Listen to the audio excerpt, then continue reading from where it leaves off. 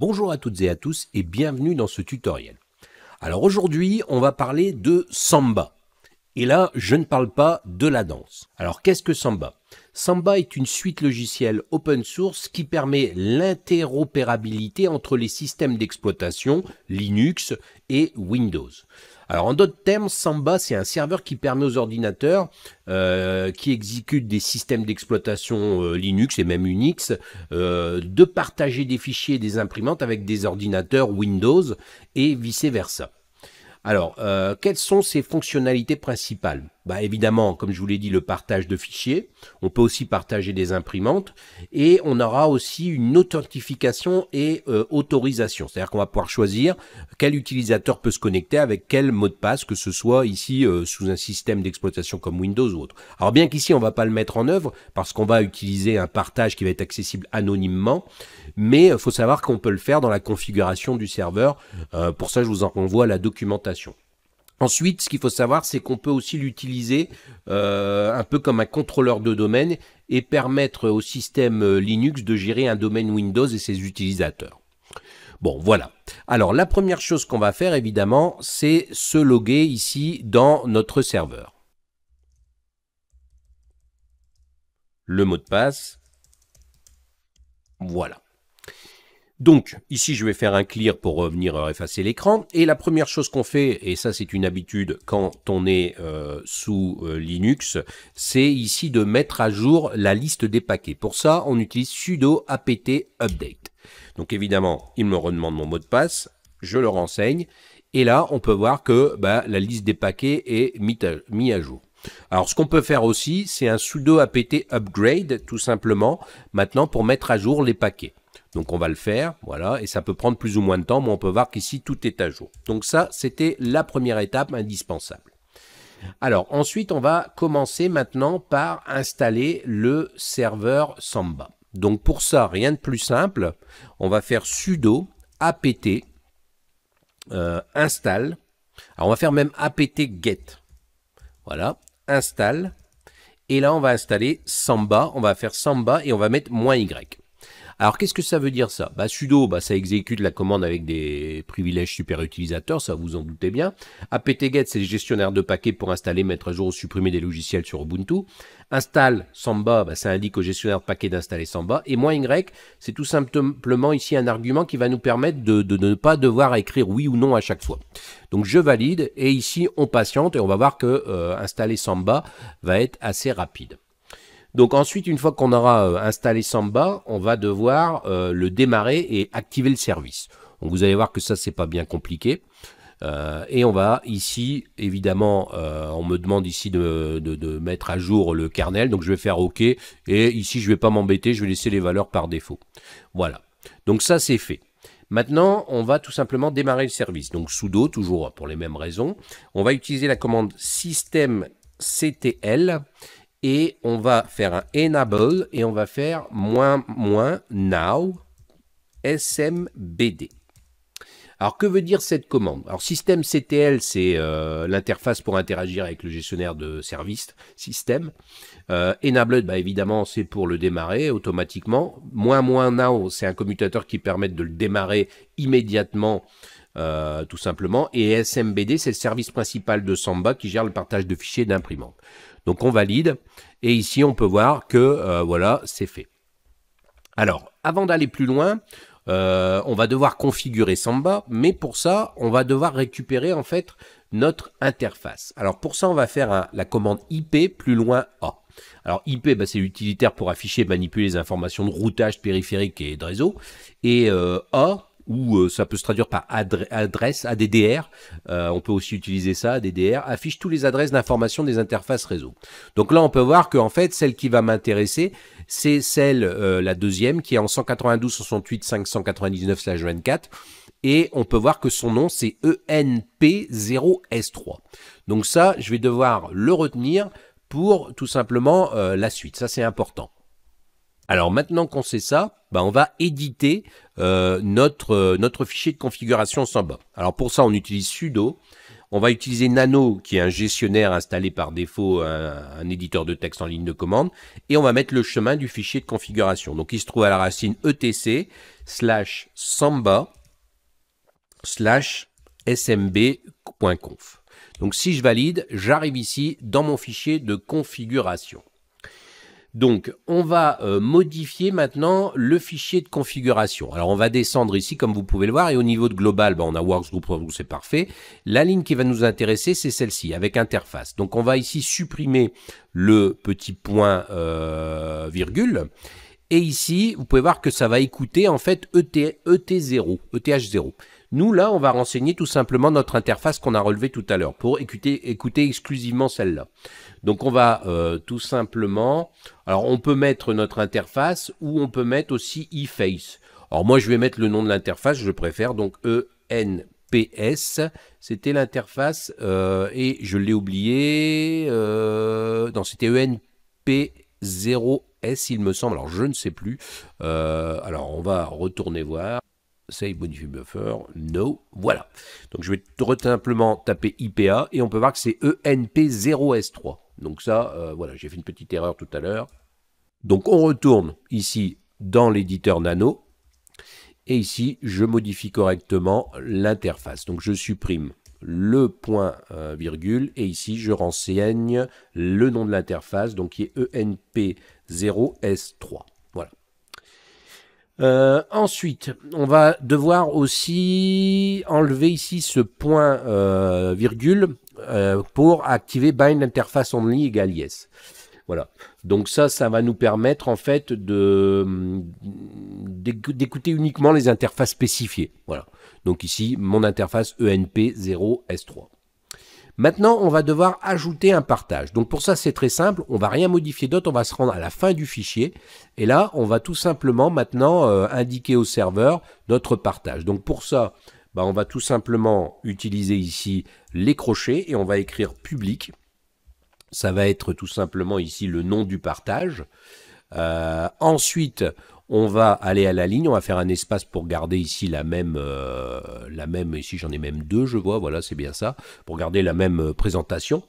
Donc ensuite, on va tout simplement écrire path égale, et là on va mettre /home/ et on va l'appeler ici char pour le partage. Alors ça me permet d'avoir le chemin du répertoire partagé. Ensuite, à la ligne, on va écrire guest et ici OK égale no. Alors ça, c'est tout simplement pour dire que les invités ne peuvent pas accéder. Voilà.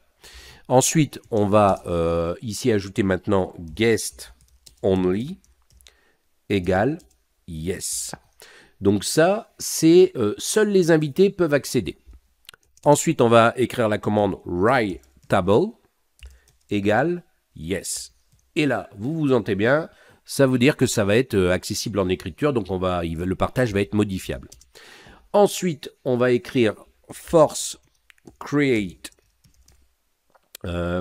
mode égale, et là on va mettre 666. Alors qu'est-ce que ça veut dire? En fait, ça va donner la permission pour les fichiers créés, et la permission va être en lecture et en écriture pour tout le monde. Ensuite, on va de nouveau écrire force, mais ici ça va être directory. Alors directory, je vais essayer de taper les bonnes commandes, voilà, directory mode égale, et là on va mettre 0777.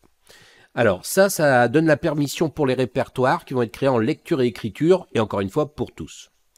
Et on va terminer par ici browsable, voilà, est égal à yes. Alors ça va tout simplement dire que le partage est visible lors de la navigation réseau.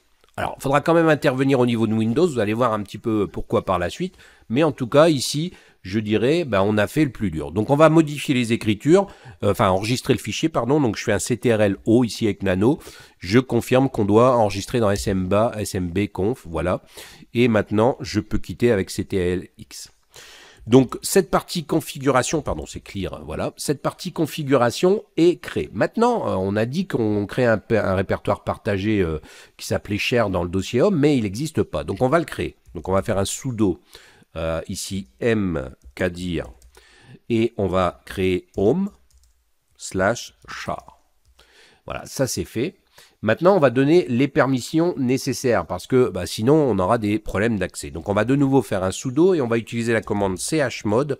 On va écrire -r majuscule et on va écrire ugo plus w/home/char, le chemin. Je valide. Alors, qu'est-ce que ça veut dire ça? C'est très simple. chmod, ça permet de changer les permissions d'un fichier ou d'un répertoire ou d'un dossier. Le -r, c'est un commutateur qui applique la récursivité. Les permissions, en fait, vont être données à tous les sous-répertoires et fichiers, au cas où il y en a déjà dedans. Ensuite, ugo plus w.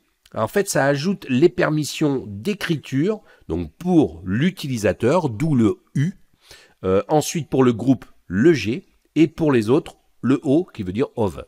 Et enfin, on met home/char pour dire que c'est le chemin du répertoire dont les permissions doivent être modifiées. Donc à partir de ce moment-là, on a fait le plus dur. Maintenant, on va faire un système CTL de nouveau. Je vous ai expliqué pourquoi. Alors, je vais mettre sudo devant, par contre, j'ai oublié. Donc, système CTL. Et on va tout simplement faire un restart et on va redémarrer le serveur SMBD. Donc ça permet de redémarrer le service spécifié. Ici, c'est SMBD, c'est Samba. Donc on valide et c'est fait. Alors avant d'aller plus loin, il ne faut pas oublier ici qu'on a notre pare-feu. Donc notre pare-feu ici, si on fait un sudo UFW, c'est le firewall, qu'on fait ici status, on peut voir ici que j'avais déjà ouvert quelques ports, notamment pour les vidéos précédentes, tout ce qui était SSH et autres. Et là, on va devoir autoriser en fait Samba, sinon on va avoir des problèmes. Donc ça va être assez simple, on va faire un sudo de nouveau, UFW, allow, et ici on va mettre Samba. Alors Samba, on va le mettre ici, on va mettre Samba sans rien, on va tester. Voilà, et là on peut voir que j'ai bien des règles qui ont été ajoutées, et si je refais le statut, on peut voir que Samba V6 est bien ici en action allow, c'est-à-dire qu'il est autorisé, et depuis où, partout.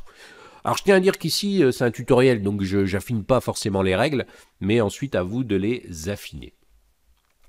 Donc là maintenant, on devrait être capable de se connecter depuis Windows sur ce serveur, et évidemment comme vous pouvez le voir, la configuration pour y accéder, je vais faire un IPA, c'est bien ici ma deuxième interface qui a comme adresse IP 192.168.5.199.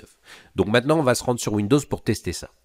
Alors on va se rendre dans Windows et ici Windows 11 et l'explorateur de fichiers, et je vais tout simplement ici taper dans ma barre d'adresse / 192.168.5.199 qui est tout simplement l'IP ici sur le réseau, comme on a pu le voir, de mon serveur Samba.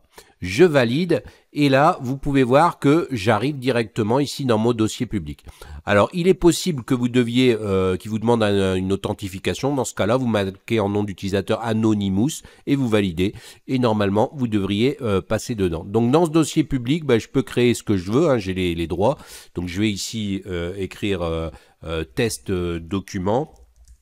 Voilà, à l'intérieur je vais l'éditer et je vais écrire tout simplement dans ce fichier, ceci est un test. J'enregistre les modifications, voilà, je quitte évidemment. Et maintenant, on va retourner tout simplement dans notre serveur Samba pour voir si ce fichier est bien présent. Sur le serveur Ubuntu, on va tout simplement faire un ls. Donc ici, on va, dans un premier temps, comme on voit derrière, on va retourner ici parce que je suis dans l'utilisateur. On va faire un cd espace anti-slash pour revenir à la racine. Là, j'ai bien mon dossier home, donc je vais faire ici un cd home pour naviguer à l'intérieur. Ensuite, je vais refaire un ls pour lister les fichiers. On peut voir que j'ai que 3 dossiers. Donc le FTP user, ça c'était parce que dans le tuto précédent, on avait créé un serveur FTP. Mon nom d'utilisateur ici est char, c'est le dossier qu'on vient de créer pour le partage Samba. Donc je fais un CD pour naviguer à l'intérieur. Et si je fais un ls, on peut voir que j'ai bien mon test document dedans. Maintenant, on va faire un sudo nano. Et ici, on va tout simplement aller éditer ce fichier. Donc, on peut voir qu'ici, ça utilise test anti-slash espace document. En fait, c'est le caractère d'échappement anti-slash. Sinon, pour afficher le texte, étant donné que mon fichier a un espace à l'intérieur, je valide. Évidemment, il me demande de nouveau mon mot de passe. Et si on valide, on peut voir qu'on a bien ceci est un test. Et ici, je peux écrire c'est OK par exemple. Et je vais faire un CTRL O pour enregistrer les modifications dans le fichier. Voilà. Et maintenant, je peux faire un CTRL X pour quitter. Et donc maintenant, on peut retourner dans Windows pour voir tout simplement si ce fichier a été modifié. Donc me voilà dans le partage. Je vais éditer tout simplement le document.